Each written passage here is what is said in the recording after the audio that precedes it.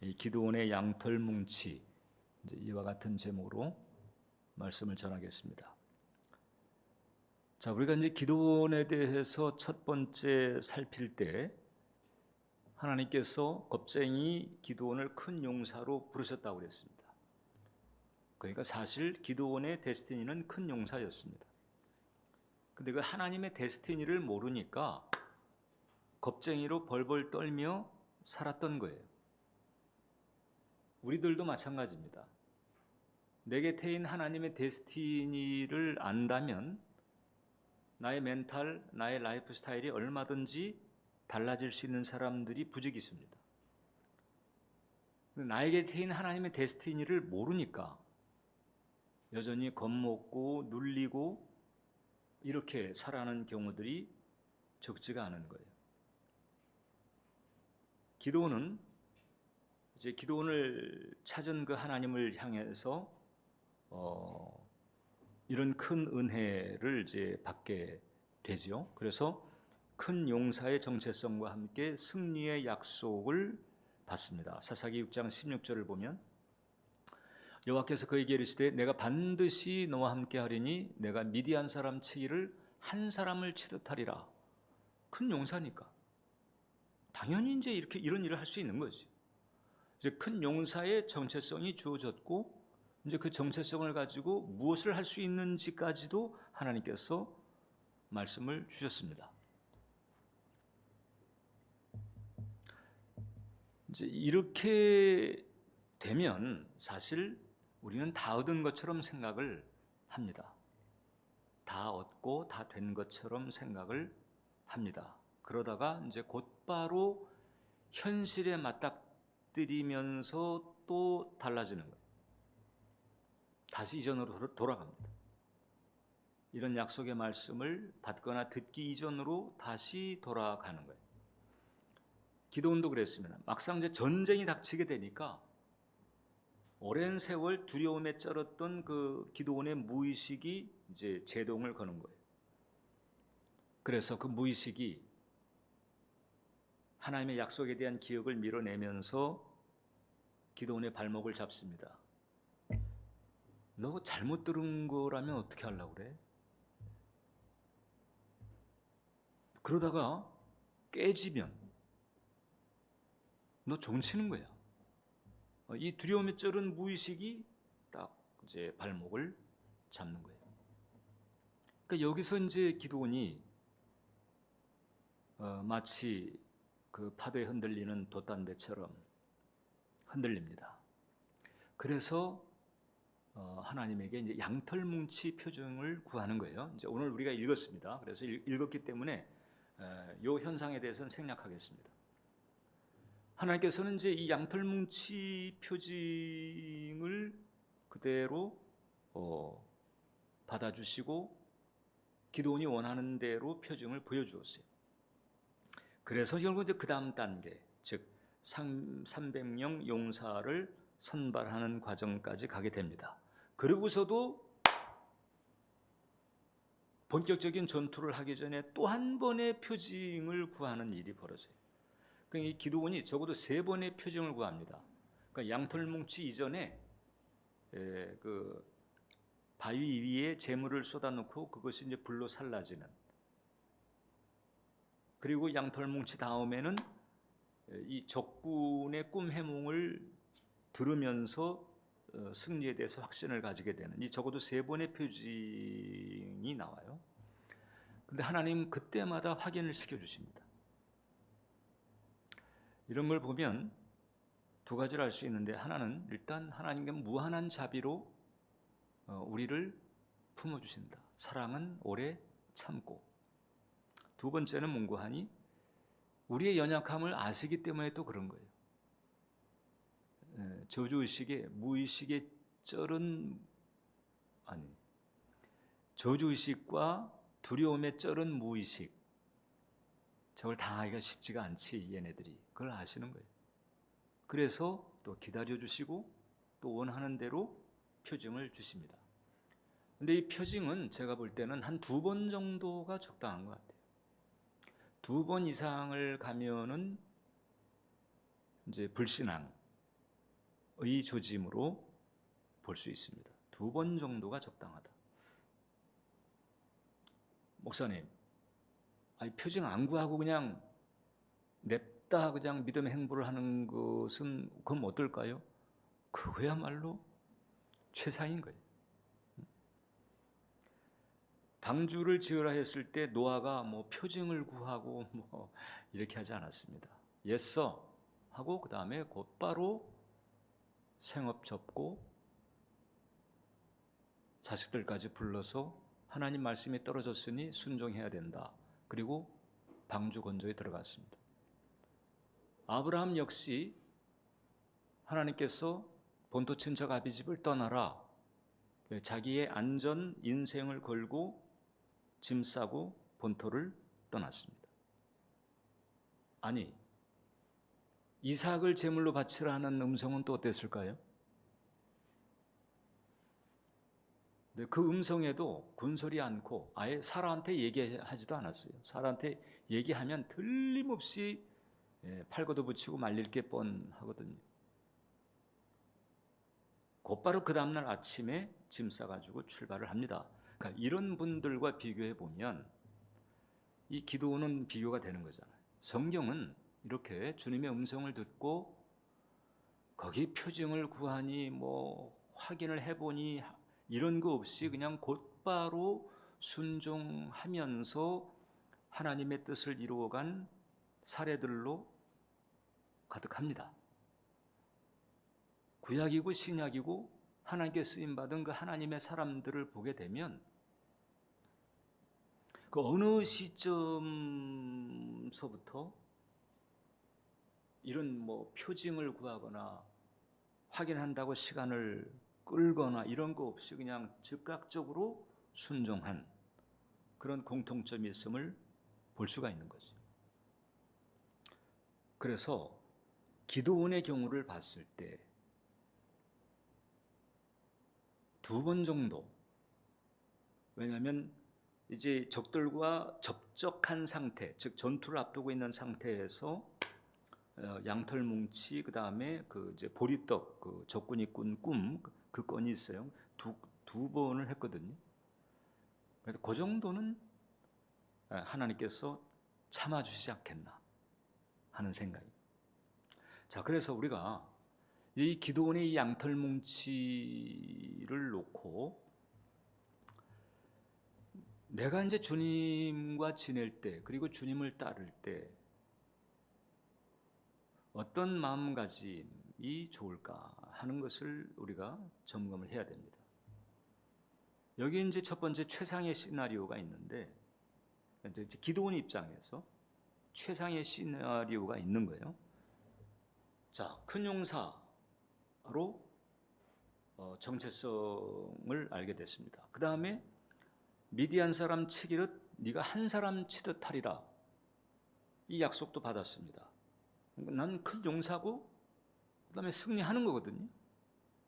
그럼 이제 나는 큰 용사다, 나는 승리한다, 그리고 이스라엘은 자유케 된다, 이렇게 딱 이 약속의 말씀을 딱 바꾸서 그 다음에 이제 그 믿음을 가지고 그 다음에 바로 행보에 들어가는 거예요. 이게 최상의 시나리오죠.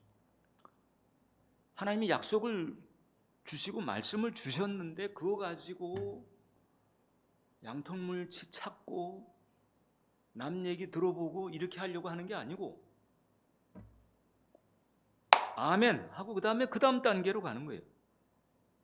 그 약속을 실천하는 단계로 가는 거예요. 그러니까 일단 그럼 이제 미디안을 깨부수겠습니다. 딱 이렇게 해야 되고, 자 그러면 그 다음에 주님 이제 2가지는 물어야 되겠죠.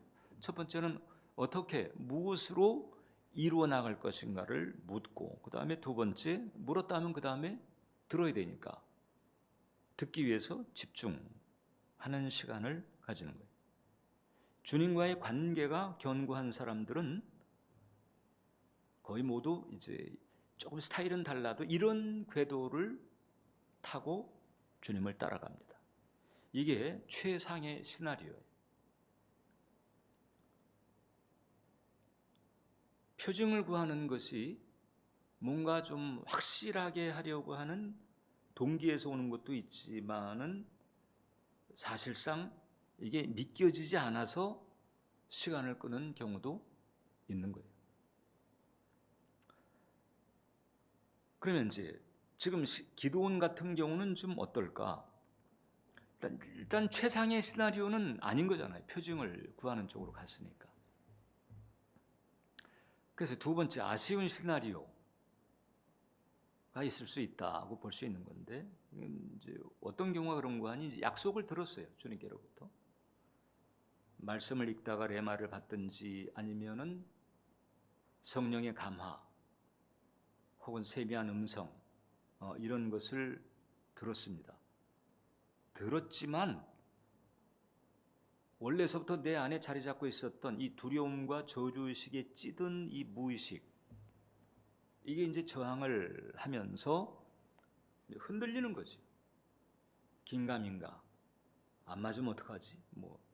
그래서 믿음의 행보가 아니고 이게 이제 불안하니까 그 익숙한, 이제까지 내가 져져왔던 익숙한 세상적인 방식 혹은 상식적인 방식 쪽으로 가는 거죠. 그러니까 약속은 들었는데 듣기만 했지 사실상 약속대로 사는 것은 아닌 거예요. 약속대로 행하는 것은 아니에요. 우리들은 숱한 전과자들입니다. 그런 면에서. 그러니까 주님의 음성을 받았지만 그 주님의 음성이 번번이 우리의 무의식에 가로막히는 거예요. 무의식에 덮어버려요. 근데 이제 하나님은 알고 있잖아요. 그래서 이제 하나님을 알기 때문에 알게 된 그 하나님께 기도를 해요. 기도를 하지만 그러나 그 기도라고 하는 게 주님 보실 때에는 상당히 딱한 거예요. 원래대로 견고한 믿음으로 치게 되면은 나는 큰 용사다. 나는 승리한다. 알겠습니다. 하나님께서 그렇게 보증해 주시니 제가 미디안을 깨 부수겠습니다. 이렇게 나가야 되는데 그게 아니고 이 아쉬운 그 시나리오는 어떻게 가는가 하니 알게 된 그 하나님께 기도를 하는데 이제 이 기도가 한계가 있는 거예요. 어떤 한계가 있는가 하니 하나님 도와주세요. 이제 밀을 이전에는 포도주 틀에서 타작을 했는데 이제 포도주 틀이 아니고 마당에서 타작하게 해주세요. 혹은 또 하나님 좀 도와주세요. 미디안이 이제 조금만 좀 뺏어가게 해주세요. 그래서 이전보다 조금 더 많이 이렇게 챙기게 하시거나 혹은 제가 지혜롭게 잘 숨겨놓을 수 있도록 지혜를 이런 쪽으로 기도를 하는 거예요. 죄송합니다만 이 동네가 우리가 있는 동네인 거예요. 그래서 이 주님의 음성과 관련해서도 이 무의식이 센 사람들은 늘 이제 이런 생각이 떠오릅니다. 잘못 들었으면 어떻게 하지? 잘 들은 건가?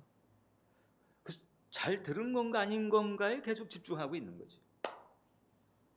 또 무의식은 거기에 딱 그치게 만들어버립니다. 이 믿은 대로 내가 되지 않으면은 그럼 어떻게 해? 이런 생각이 가득한 거예요. 그래가지고 결국은 믿음에 따른 결단의 걸음을 내딛어야 되는데 그 결단하는 단계까지는 나가지를 못합니다. 나가지 않는 건지 나가지 못하는 건지 둘 중에 아무튼 어떤 건지는 모르겠지만은 결국 결단이 필요한 단계로는 진전을 하지 못하는 거예요. 이게 지금 하나님 보실 때 대단히 아쉬운 시나리오다. 여러분들은 어느 쪽에 속합니까? 최상의 시나리오입니까? 아니면 아쉬운 시나리오입니까? 그래서 우리가 이제 하나님의 뜻을 분별한다. 천상 이제 그런 과정에서 우리는 이제 그 하나님의 음성을 들으려고 하는 거잖아요. 기록된 성경 말씀에 내가 사업을 어느 쪽으로 해야 될지, 언제 그만둬야 될지, 언제 시작해야 될지, 어떻게 시작해야 될지, 내가 누구를 만나서 어떻게 뭐 사업, 결혼, 기타 여러 가지 이런 데 대한 구체적인 디테일이 66권 성경에 있으면은 헷갈릴 게 없겠는데, 성경은 원리를 담고 있는 거잖아요. 그 원리를 바탕으로 해서 내가 이제 구체적인 정황에서 구체적인 결정을 해야 되는데, 그런 과정에서 우리는 중요하니까 주님의 인도를 받으려고 하잖아요. 그 불가피하게 이제 주님께로부터 인도를 받는 이런 은총이 필요한 거죠. 이제 그것을 우리가, 그것 때문에 우리가 하나님의 음성을 들으려고 하는 거죠. 이 하나님의 음성을 들으려고 할 때 특징이 있다는 거죠. 그 달라스 윌라드가 그 하나님의 음성이라고 하는 책에서 이제 이런 얘기를 한 적이 있습니다. 하나님의 음성이 하나님에게서 온 것인지 어떻게 아는가? 이분이 자기 책에서 이 질문을 몇 번 했어요. 중요하니까. 이 책 읽어보신 분도 계실 텐데, 영성훈련 지금 받으신 분들은 답이 뭘까요? 답이 하나님의 음성이, 내가 지금 들은 이 음성이 하나님에게서 온 것인지를 어떻게 알 수 있는가? 표징 얘기 나오면 곤란하죠. 네. 경험으로 안다고 얘기합니다. 경험. 이제 왜 달라스 윌라드가 이제 이런 얘기를 했을까? 이 하나님의 음성 듣기의 영성에 관해서는 달라스 윌라드가 탁월합니다. 거의 최고라고 볼 수 있는데, 요한복음 10장 4절로 5절에 보면 이제 달라스 윌라드의 얘기가 바로 이제 이런 건 거예요. 요한복음 10장 4절로 5절에 보면 이제 목자와 양의 그 관계를 말하는 건데, 자기 양을 다 내어놓은 후에 앞서가면 양들이 그의 음성을 아는 고로 따라오되 타인의 음성은 알지 못하는 고로 타인을 따르지 아니하고 도리어 도망하느니라. 자, 양이 자기 목자가 있는데, 이 목자가 그 양 우리에서 자기 양을 다 대놓고 자기 양을 다 구별해서, 이게 여러 목자의 양이 섞여서 우리에는 자거든요. 그러다가 이제 해가 뜨게 되면은 이제 각자 그 목자들이 자기 양을 데리고 뭐 초장으로 가든지 물가로 가든지 한단 말입니다. 그때 그 목자가 자기 양을 다 구별해서 내놓은 뒤에 이제 앞서가면서 이제 그 고유한 신호가 있어요. 목자가 음성으로 하든지 뭐 피리로 하든지. 근데 여기서 이제 음성이라고 하니까 이 목자가 이제 그 음성을 바라면 이 목자의 음색, 음질, 그 목자의 고유한 그 컬러가 있단 말이죠. 그래서 이 목자의 그 음성이 지니고 있는 고유한 음질, 음색, 컬러를 듣고 그 다음에 양들이 내 목자가 이쪽이네. 그리고 졸졸졸 따라오는 거예요. 근데 거기에 이제 타인, 즉 다른 목자가 뭐라고 해도 이제 거기는 안 따라간다는 거죠. 타인은 따르지 아니하고 도리어 도망한다. 자기 목자를 따라가는. 그러니까 이게 그 양이 갓 태어났든지 아니면 이제 뭐 팔려왔든지 처음 만났을 때는 잘 모르죠. 이전에 뭐 목자의 음성에 기억이 있을 수 있고, 그게 사람으로 치게 되면은 사탄의 음성인 건데, 쉽게 말하면 이제 갓 태어났으면은 이제 처음 이제 사귀어야 되는 거예요. 그래서 어떻든 갓 태어났든지 팔려왔든지 이제 만나게 된 그 목자하고 같이 지내게 되면서 자주 지내는 거죠. 함께 하는 거예요. 늘 함께 있으면서 계속 함께 있는 그 목자의 고유한 음색, 음질, 컬러, 이것을 계속 접하면서 이 소리가 나를 먹을 때로 데려가고 마실 때로 데려가고 나를 안전하게 해주고 이 소리 나는 대로 따라가면 되는구나. 이제 이걸 알게 되는 거예요. 그래서 어느 정도 일정한 시간이 지나게 되면 그 다음에는 이제 타인의 음성이 들려도 안 따라가는 거예요. 자기를 먹게 하고 마시게 하고 자기를 지켜주는 그 음성을 바라는 그 사람을 따라갑니다. 오직 자기 목자만을 따라가는 거예요. 헷갈림이 없어요, 양들이. 왜 그럴까요? 같이 함께 계속 있으면서 거기에 익숙하게 된 거거든요. 이렇게 되면. 근데 이제 양이 있는데 이 양이 여전히 이 목자의 음성인지 계속 헷갈려 하고 있다. 그럼 이제 이 양의 문제는 뭘까요? 뭐 여러 가지 뭐 이유를 들 수 있겠지만 어떻든 목자와 지금 친한 상태가 아닌 거예요. 목자와 친한 상태가 아닌 거예요. 목자에게 익숙한 상태가 아닌 거예요.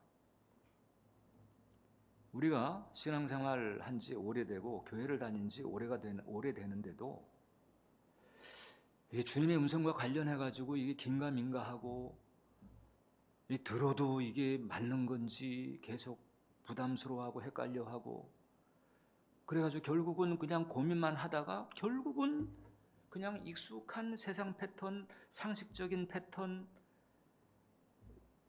그런 패턴으로 계속 이제 가는 경우가 많잖아요. 왜 그렇지요? 목자의 음성이 익숙하지가 않은 거예요. 이 목자와 사실 친한 게 아닌 거예요. 친한 게 아니에요. 그럼 이제 오래 같이 이제 그러니까 교회를 오래 다녔는데도 왜 그럴까? 이제 그것을 우리가 찬찬히 이게 슬라이스 뜨듯 이렇게 찬찬히 살펴보게 되면 결국은 이제 주님과의 관계에 치중하기보다는 나의 필요를 해결하는데 나에게 집중하는 거죠. 이게 이제 주님과 우리 사이는 이제 이 영적인 이 차원이 벽이 있는 거잖아요. 그러니까는 실제적으로 그 들판에서 양이 목자의 음성을 듣는 것보다 더 많은 집중력이 필요한 거예요. 우리는 주님을 따르고 주님과 좋은 관계를 유지하려면 왜냐하면 이 육신 이런 어떤 물질계 이런 여기에서 영계라고 하는 쪽에 그 차원의 벽을 극복을 해야 되니까 그만큼 더 많이 집중을 해야 되는데 그 집중도에 있어서 차이가 있는 거죠. 그러니까 집중을 안 하는 건 아닌데 충분한 만큼 안 되고 있는 거예요.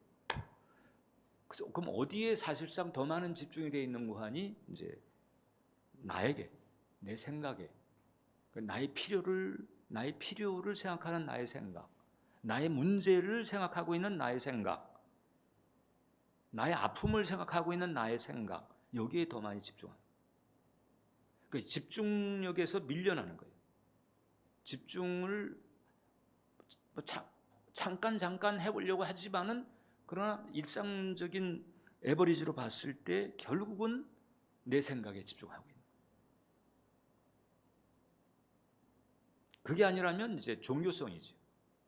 그냥 교회를 열심히 다녀주면 혹은 교회 일을 열심히 하면 그 성의, 정성 이게 종교성이잖아요. 그거 가지고 이제 그분과의 관계, 그분의 페이버를 받을 수 있지 않을까. 마치 부부지간에 정이나 사랑은 없이 그냥 밥 해주고 빨래 해주고 이런 선으로 돼 있는 것처럼 난 할 일 다 했어. 난 밥 해주고 빨래 해주고 난 살림하고 난 다 할 일 다 했어요. 뭐가 어쩌라고 이제 이렇게 되잖아요. 그런 경우. 예. 근데 이제 주님과의 사이에서 그럴 수 있는 거죠. 그런 경우 많아요. 종교성이지. 그러니까 이게 친한 건 아니에요. 인격적으로 친한 게 아니에요. 인격적으로 친해야 되는데 기록된 말씀을 즉 성경을 접하긴 하지만은 이 부분도 이제 성경보다 세상에 더 젖어 있는 거죠. 그러니까 성경이 없는 건 아니에요. 근데 성경보다도 세상에 더 젖어 있는 거예요. 그러니까 나의 생각, 다시 얘기해. 나의 아픔에 집중하는 나의 생각, 나의 문제에 집중하는 나의 생각, 내가 걸머지고 있는 짐에 집중하는 나의 생각, 이 집중도가 여기에 더 있는. 성경도 마찬가지. 그런 차이가 있는. 그러니까 항상 이게 무의식이 더 센 거죠. 쉽게 말하면 무의식이 더 세. 그러니까 결국은 이제 무의식을 따라가거나 거기서 어떻게 할까 이게 주춤주춤하다가 확신이 안 되니까 이제 결국은 이제 익숙한 세상 방식을 취하게 되고, 그러니까 하나님의 자녀라고는 명찰은 달고 있지만 결국 이제 사는 수준은 믿지 않는 사람과 같은 방식으로 사는 이제 이런 경우들이 정말 많다는 거죠. 정말 많다. 그러나 이제 인격적으로 주님과 가까운 사람들이지. 인격적으로.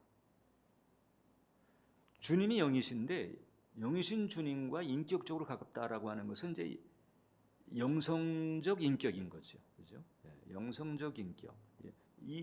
이런 차원에서 주님과 가까운 사람들은 세미한 음성에 일단 민감하고, 왜냐하면 인격적으로 그분을 의식하고 그분을 따라가려고 집중을 하니까, 그러니까 이제 인격적으로 주님과 가까운 사람들은 아픔이 없는 것도 아니고 짐이 없는 것도 아니고 문제가 없는 것도 아니지만은 그 특징이 뭔가 하니 자기의 문제에 대한 자기의 생각, 자기의 고통에 대한 자기의 생각, 자기 삶의 짐에 대한 자기의 생각보다도 더 강하게 그 주님께 집중하는 거죠. 그래서 인격적으로, 그래서 결국은 나보다도 그분을 조금이라도 더 의식하는 거죠.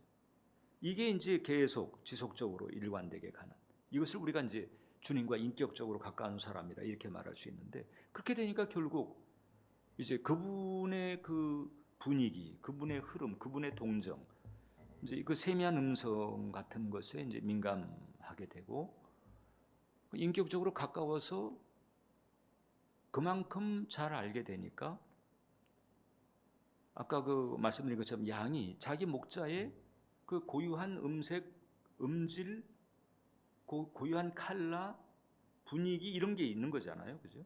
그 다르잖아요. 그런 것처럼, 그런 걸 영적으로 이제 분별을 하게 되는 거죠. 느끼는 거예요. 그 달라스 윌라드는 그걸 하나님의 무게를 느끼는 것이다 이렇게 말합니다. 그래서 달라스 윌라드는 우리가 이제 그 주님의 음성을 인격적으로 가까운 영성을 통해서 주님의 음성을 듣게 되면 바로 들으면서 바로 이런 반응을 가지게 된다는 거거든요. 어떤 것인가 하니 일단 딱 듣자마자 바로 그 분위기가 안정되고 차분한 힘으로 가장 깊은 영혼에 영향을 주는 무게감을 느끼는 거예요. 그리고 또 한 가지는, 그래서 내용이 파악되기 전서부터 벌써 그냥 그 무게감 때문에 순종해야 돼라고 하는 순종의 마음을 일으키게 하는 가마력을 느낀다는 거죠. 바로 즉시, 즉각적으로. 제가 그 대중의 새벽 기도하다가 쉽게 말하면 이제 그 뉴 와인스킨 새 판을 짜라는 음성을 들을 때, 그때 저는 이 얘기를 이해를 해요. 네. 듣자마자 이건 거역할 수가 없구나.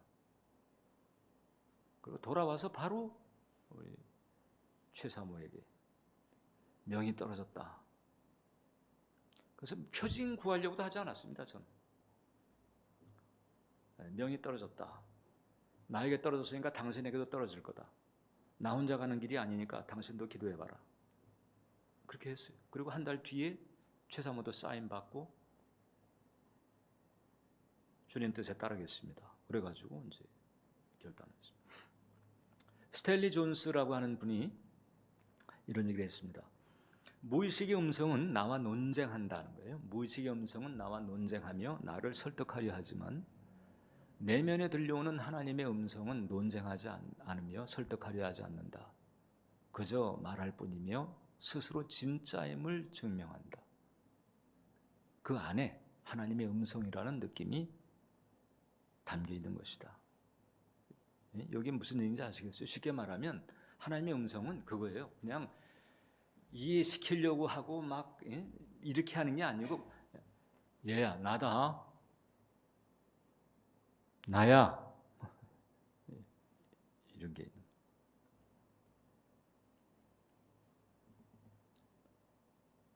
이 하나님의 음성은 이제 무의식보다 더 깊은 데서 나와요. 영이니까 영이 있고 인간의 의식, 무의식과 의식으로 표면 의식으로 구성된 인간의 의식이 있고 그 영과 그 의식을 몸이 담고 있는 거잖아요. 그러니까 이 무의식보다 더 깊은 곳에서 오기 때문에 이게 무의식의 방해를 받는 거라. 무의식의 방해. 그러니까 이 무의식이 차단하고 나오면 헷갈리거나 아니면 들을 수가 없는 거예요. 그래서 무의식의 정화가 필요하다. 우리가 일부 기도회 때 무의식 정화하는 시간을 가진 겁니다. 쉽게 말하면.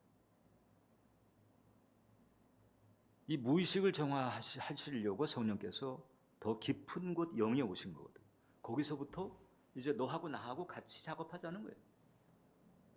나는 안쪽에서 너는 바깥쪽에서 같이 이 타락한 상태에 있는 무의식과 표면의식을 좀 정화시켜 나가서 여기 이 시온의 대로 영의 길이 좀 트이게 만들자. 그래서 무의식에 말씀의 길을 틀려고 하는 노력이 대단히 중요한 거예요. 그래서 이 주님과 사이에 인격적인 친밀함, 은혜의 길을 가는 거죠. 인격적인 친밀함이 없는데도 자기가 하나님하고 친하다고 생각하는 사람들이 있어요. 대단한 열심입니다. 바리새인들이. 하나님은 그들을 저주했습니다. 사랑의 인격 안에서 주님과 친한 이런 길을 가는 것이 대단히 중요한데, 목사님 그럼 어떻게 하면 우리가 그런 길로 갈 수가 있을까요? 말씀드렸잖아요. 우리 무의식에 말씀의 길을 트는 이 작업이 필요하다. 성령님은 이미 안쪽에서 가장 깊은 저 안쪽에서 이미 그걸 하려고 하시고 이제 우리 몫을 해야 되는 거거든요. 내가 말씀의 길을 틀려고 이제 내 쪽에서 해야 되는 일을 하는 거예요. 그렇게 쭉 그러니까 이제 말씀에 익숙해야 되고 말씀에 젖어 들어가야 되고 이런 거거든요. 어떻습니까? 여러분들은 목자 되신 주님의 음성이 익숙한가? 앞으로 익숙해질 줄 믿습니다. 그래서 주님의 음성 듣기는요, 이게 무슨 은사 체험이라든지 어떤 문제가 닥쳤을 때 무슨 뭐 점치듯이 이렇게 하는 게 아니고, 음성 듣기는 이게 관계의 영성인 거예요. 관계의 영성인 거예요. 주님과의 관계가 더 깊어지게 되기를 축원을 드립니다. 기도하겠습니다. 살아계신 주님, 기도원의 양털 뭉치를 통해서 주님께서 원하시는 그 뜻을 살폈습니다.